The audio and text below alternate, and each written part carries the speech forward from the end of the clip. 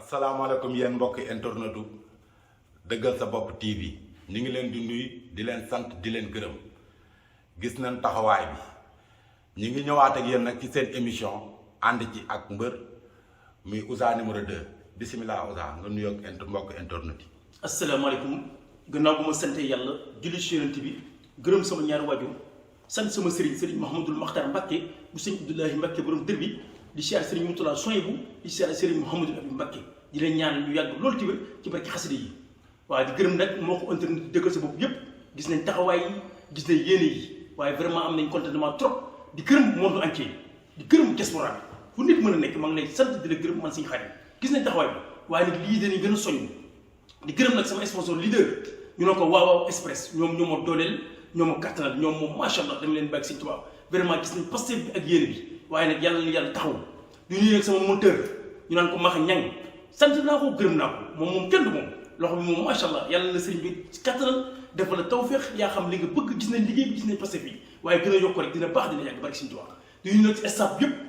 man rek ngeen di gis waaye staff bi liggéey bi ñoom la sant naa leen gërëm naa leen waaye nag yàlla na sëriñ bi kattanal sahiran wa batinan waaw vraiment. Tapha Tine Boy Niang ñu gis nga def fi analyse ginnaaw analyse bi mbokk internet yëpp kontaan ndax lépp loo waxoon ci combat bi rek gis nañ ko man sax dama lay toon ci la laaj ba xam du da ngay def gisaane ba pare doog a ñëw toog di présenter émission macha allah yàlla yokk xam amiin barke Sëñ Tuubaa amiin noo dundee combat bi nag. combat bu neex Moustapha Tine les gens di Bawol kenn du moom du doon mukk nga ne ana mbër il pèse 2 mètres 142 kilos de muscle kenn du moom loolu macha allah kenn du moom kan la doon dajal ñu ne muuru ngom Boy Niang doomu déggul naran bi lamb bu neex vraiment stade bi macha allah ambiance bi macha allah Pape Delis ñoo ngi lay félicité te nga combat bu rëy lii day nekk ci histoire ci lamb kan Moustapha Tine ak muuru ngom Boy Niang combat di sell woon combat bu neex ñoom ñaar ndeysaan ñoo ngi leen di siyaar di leen jox seen wàccuwaay waaye nag gis naa combat bi avant bëri bi mooy dugg si bi ambiance bi lépp macha allah Tapha Tine bu mu dugg si da nga naan ndam lañ ci loxom Boy Niang dugg si nga ne ndam lañ ci loxom waaye boobu yëpp ndam li tabaraka wa taala mooy xeex mooy jox ku ko neex ndam li waaye fekkee fulla ak fayda ñoom ñaar vraiment indi nañu Boy Niang bi mu demee summeeku dongal yi romb ma dama ne ah macha allah athlète complet Tapha Tine summeeku nga xam ne kii tëj na ay coono poids bu ñu nee yëg ni si yoon sooy seet da ko wàññi waaye ba tey dafa nekk luur parce que Tapha Tine macha allah nitu yax la lim summeeku macha allah ñoom ñaar combat bu neex indi nañ fulla indi nañ fayda vraiment. waaw boo dellu see ci bëri bi ñoom ñaar ni ñu ko bëree ak ni nga analyser ban jàngat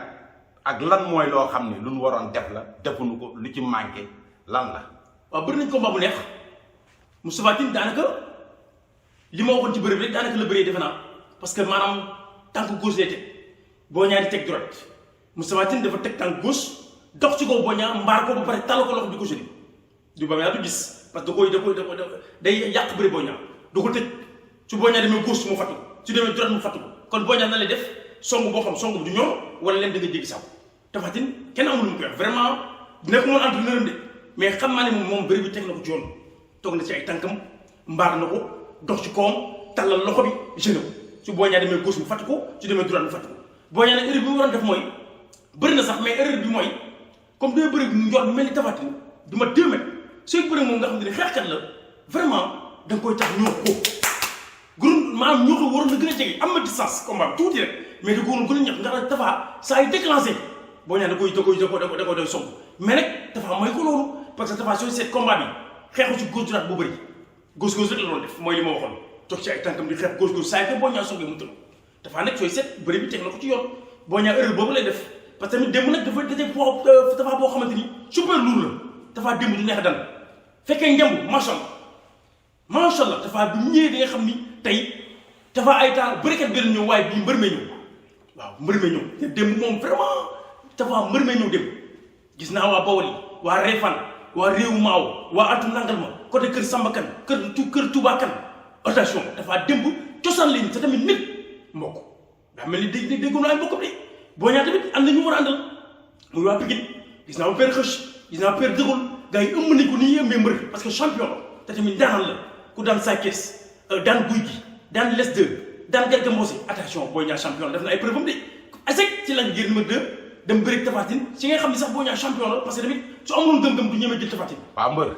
dañu gis Boy Niang démb poids bi mu indi. ngay bëreeg géant bu mel ni Tapha Tine. est-ce que tamit poids bi li mu wàññi warul woon jël poids que mu gën a liggéey muscle rek. parce que gis nañ ni daal bëre bi 10 bi mu waroon am pour mën ko manœuvrer dafa xaw a des. waaw xam nga làmb nag ça dépend ci staff bi tey parce que lii lu tax ñu def ko ñoom xam ñu wàññi waa xam naa ñoom ñoo ko xam parce que Boy Niang bii bëri la di gën a dafa indi volume boo xamante ni dafa dem ba xaw a neexul lakk mais volume boobu dafa téye Boy Niang ba mënta bëri loolu ko tax la dëgg dal xam naa moo tax ñu ne comme bee dafa indi volume liggéey na doole nag parce que tamit ni mu mën a dem France demaat kon macha allah Boy Niang combat bi jaral na ko soo gisee bi mu sumee ko laa wax dem ba dongali di nga xam ni Boy Niang indi na doole mais dafa daje un super lourd dafa tin dem bu neex nekk ci biir parce que benn indi na décision indi na fulla indi na fay te man li ma gisee bëri bi rek mooy ni ma ko waxee woon ni mu bëri Yékini genre la bëri moom Tapha Tine yoon ma 2 mètres toog si ay tànkam diree ko mbaal talal loxo bi day naqaree mën a bëri parce que poids bi moo tax te looy def da looy gis te saa yu ko songee mu tër la te sooy seet démb yàqamtul combat bi Boy Niang jëm na ko tooñ sax mais du énervé parce que Boy Niang li mu bëggoon mooy Tapha jug parce que lourd pour mu ay foog mu jug te booy démb Tapha jugul dafa toog ci ay tànkam dox ci kaw Boy Niang comme pied gauche la teg mbaar ko parce que talla ko loxo di ko gêné ci Boy Niang demee gauche mu fatt ko su demee droite mu fatt ko Boy Niang nan li mën a def song moo xam du ñor wala da ngay dégg sàmm Tapha vraiment ñu bëree moom technologie. waaw mais démb ñëpp dañu gis ni Boy Niang droite lay xeexee yow wax nga ko fii sax nit xamee woo Boy Niang ak xeex 1-2 toujours droite rek lay jam mais démb li mu utilisé ci gauche am dafa bari trop ci biir combat bi. waaw man de musuma gis loolu bi ma seetaanee Boy Niang muy bëree combat yi ndaw ba grand combat Boy Niang di teg droite di xeex droite saa yu ko dóoree mu remise la saa yu ko dóoree mu remise la mais démb dafa mel ni daal droite bi gauche bi tànk Tapha Tine dégg moom jubluwul xam naa moo tax mu indi gauche bi même maa ngi gis sax ñu ne dafa am blessure ci fracture ci loxo mais xam naa li ko indi mooy gauche bi nga xam tam ko xeexee parce que bi muy dóor Tapha Tine bi yëkkati loxo bi xam nga day dal ci avant-bras boobu nag moo indi mun na am mu nekk en torse wala mu rëq xam nga loolu moo xam naa moo tax mu gaañu man sama yaakaar ci gaañu bi ci saa yu dóoree laaw parce que laaw bi day sori corson lay nekk saa yu ko dóoree Tapha da nga gis muy yëkkati loxo bi day dal ci avant-bras léegi nag si dañuy avant-bras bi mun na am loolu moo indi blessure bi mais Boy Niang vraiment indi na ful indi na fay mais nag ndam suñu borom moo ko joxe lam li ñu ci bañ léegi mooy nga sumeeku ñu ne kii entraîne mais soo leen gisee ñoom ñaar vraiment indi nañ fulla indi nañ fay kii di Modou Ngom entraîne na Moustapha Tine entraîne na mais nag démb Moustapha Tine daan ko ci bis day jafe loolu un grand super lourd laa gis démb tey dañu gis ni ci côté mobilisation démb ñëpp dañ defoon woon Pikine bu nu mobiliser Tapha Tine mobiliser mais dañu gis ni démb 50-50 bi dafa feeñ trop waaw maanaam mooy li ma doon wax pàcc lambay ay bool ñoo fa nekk te bopp Pikine la Tapha Tine xanaa xamoon ni si bool yi manko mais kenn bu ko mbooloo te gën a Boy Niang Pikine la dëkk à domicile la woon Tapha da ko doon fekk si mais mbër mu am mental doo faale bëri mbër fi ko fekk dëkk du dara su ma desee suñuy yuux sax da ngay jàpp ne yow lañ faral soo amee bopp la wax soo amee bopp te Moustapha démb soo seet indi na dal waxoon naa ko ne indi dal indi serein même su ko Boy Niang du ruubee bu mu ko faale soo gisee si biir géew bi Boy Niang ko dem ay gis mais Tapha dafa concentré si ay gàllankoor kon mu mel ne Tapha parce que gis naa fa ay ancien mbër yoo xamante ni man gis naa gis lamb góor gi saxoon gis naa fa démb attention gis naa tamit dernier conseil Zallo nga xam ne mooy Salilo nga xam ne lamb ci moom la yem mu koy conseillé te leer na ma li mu ko doon conseillé mooy Moustapha mën na ko nam mën na ko togal say tànk dox ci kaw Boy Niang mbaal ko tàllal sa loxo gauche su demee gauche nga fàtte ko su demee droite nga fàtte ko saa yi la songee song bu ñor lu baax wala day jéggi sax bi loolu rek la mën def moo tax Boy Niang bi day song Tapha Tine fekk dafa un lourd boo xamante ni day naqaree mën a bëri Boy Niang fekk gis naa mu fàq ko Tapha xaw na yëngu tuuti sax mais da nga xam ne Tapha Tine dafa diis pour daan ko day jafe Boy Niang pour mu daanoon Tapha il faut Tapha jug énervé mais Tapha démb dafa indi dal indi fulla indi fayda neexu bu yaboo nga rey ma waaye damay fexe bu njoot ba jàpp la loolu moo am ci combat boobu démb Tapha moom indi vraiment macha allah kenn li ñu ko digal noonu la te bëri tegal ko ci yoon indi na fulla indi na fay. waaw mais Boy Niang tamit dañu gis ni bëri bi dafa bëree làng ba mu ëpp. loolu noo ko mën a expliquer. waaw léeg-léeg mën na ne ci tëttal yi ça dépend léeg-léeg ñu ne la del bëree ci làng parce que Boy Niang bu bortu mu kaay moom rawaan yi xam naa fa lañ nekk parce que bëri làng rek sooy seet xaw na gën ci moom parce que tamit digg géew ko bëri Tapha Tine digg géew day jafe parce que Tapha tamit may ko pour Boy Niang bëri si digg géew parce que bi arbitre sifflé rek da ngay Tapha dafa dagg ngàll gi rek dox si ko mbaat il faut Boy Niang def déplacement léegi su defee déplacement da koy kar gauche da koy far su demee droite da koy kar lan la Boy Niang def song mu ñor wala jéggi sax c'est forcé lourd bu bay Tapha Tine mat 2 mètres di pèse 140 kilos arbitre sifflé mu dox sa kaw membre ah fa kooku da ngay song moo xam du ñor wala da ngay jéggi sax te Boy Niang loolu la mënoon def parce que song na Tapha biij na ko fàq na ko mais waa ji dafa diis démb Tapha Tine du neex a daan Boy Niang nag def na lépp mais dafa daje koo xam te ni vraiment bisam la te Tapha Tine champion la naaraan la vraiment. waaw xam nga nag moom dafa jóge ci digganteem ak Lac de Guiers ñu bëri mais bi muy bëreeg Lac de Guiers danoo gis mu samp ay tànkam taxaw ñu mel ni lu wane ni du ma bouger fii te démb ci biir combat bi amul benn yoon bu mu taxaw benn place. waaw Lac li mu bëreeg Boy Niang ak Tapha ni mu bëree bokkul parce que Tapha Lac dafa taxaw déglu Boy Niang mu nit Lac il est attentif day taxaw day xaar quoi dafa taxaw di xaar Boy Niang pour Boy Niang juum mu espérer ko daan ko mais erreur bi mooy cooli mooy Tapha ak Lac ni ñu bëree bokkul ak déglu ma la arbitre dafa sifflé Tapha toog si ay tànkam dox ci kaw mbaar ko tey foogul ma 2 mètres dox si kaw mbaar la soo demee gauche mu fatt la soo demee droite mu fatt la mais fa ba pare tàllal loo ko jëlee jeune Boy Niang song na baaxul mu daw génn saako yi am benn sens maa ngi gis Tapha daw di ko kor mais mu fubbu rasu vraiment. waaw ñoom ñaar ginnaaw bi lu bëree ba pare. Tapha Tine fan la jëm. Moustapha Tine léegi ko bañ tam boral maa leen yegg ni si yoon maa leen Boy Niang moo di ko Tapha Tine yegg na ci lamb de daamul benn fanasal si lamb te loolu ci lamb la nekk muy bu diggee si galam ko dafa daan guy gi daan jos Amadou Baldé daan ko mu def recul toog 3 ans xaw ma 2 ans Moustapha Tine ñëwaat daan yegg ni si yoon jël boo xamante ni macha allah ñu ne déedéet waaye mu jël Boy Niang nga xam dafa nekkoon ci yoon daan ko kon Moustapha Tine egg na ci kaw léegi VIP la yegg mun na bëri ñoom Balla Gaye mun na bëri ñoom Modou Lô mun na bëri Amadou Baldé mun na bëri Bombardier mun na bëri Lac de Guiers mun na bëri Gris Bordeaux Tapha Tine moom seen biir dafa jaxasoo fu mu nekk nii Tapha Tine du yëg kay kenn de du buntu de kuy pèse 140 kilos 2 mètres soo bi ciblé mu toog ci ay tànk mbar la Tapha Tine lii di ku koy yàgg ci lamb léegi ñu abal ko lamb. waaw jërëjëf mbër kontaan nañ ci li nga wax ci Tapha Tine waaye Boy Niang ginnaaw bi mu amee ñaari défaite parce que nag dañuy calculer da ngay xool ni Boy Niang dafa bëre ñaari combat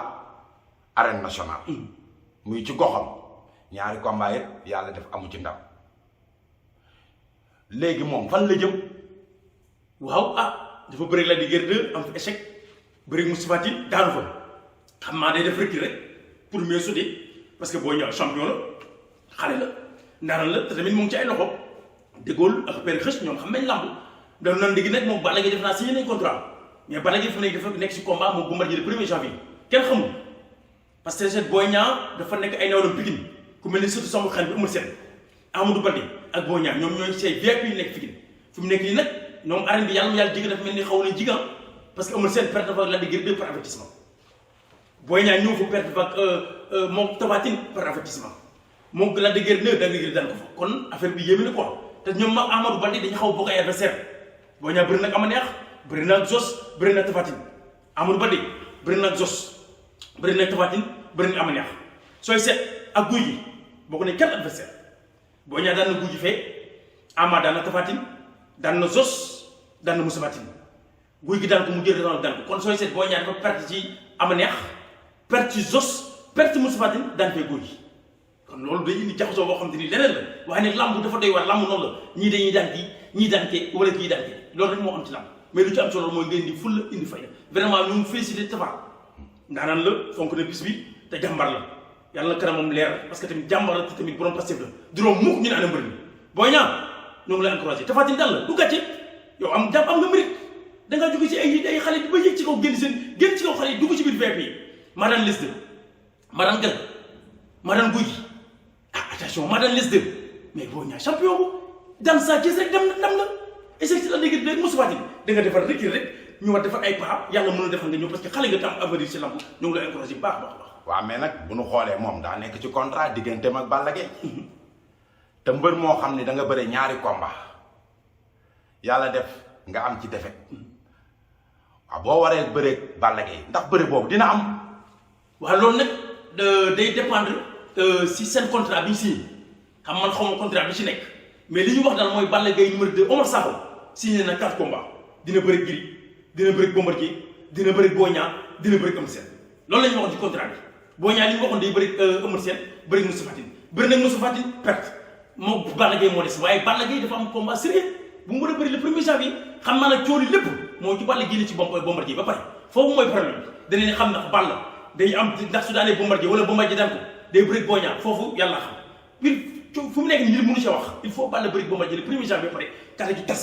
ñu xool ndax Balla day bëri Boy Niang wala Gris lay bëri wala Eumeu Sène. jërëjëf mbër ko waxtaan bi neex na leer na lan nga bëgg a tëjee. xanaa di sant ñëpp rek di sant mbokk internet yi vraiment sant nañ leen ci taxawaay bi waaw vraiment di gërëm nag Dominique moo ngi ba Canada maa ngi koy gërëm Dominique maa ngi koy gërëm bu baax a baax a baax waaw vraiment maa ngi koy gërëm bu baax a baax a baax moo ngi ba Canada ak Babacar Mbaye moo ngi ba Allemagne ñoom it maa ngi leen di sant di leen gërëm nuyu nag sama benn boy nga xamante ni sapeur la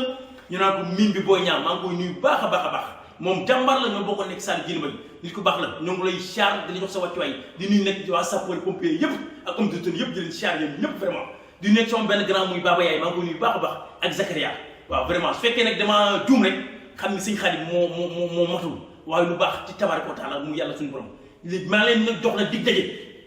da am combat bu rëy bi am le premier janvier kan mooy bëri Balla Gaye numéro 2 Omar Sakho doomu Double Less kan lay bëjën Bombardier guddi mbuur combat boo tàng combat bu métti bis ba nag incha allah rabbi li ci am ci combat bi naa leen ci wax lu leer nañ soo la bëggee sax moom lañ koy def Bombardier Balla Gaye combat jeer la combat explosif ñoom nag kon nag maa leen gërëm di leen sant rendez-vous à suivre diggante Serigne Dia ak Omar Sakho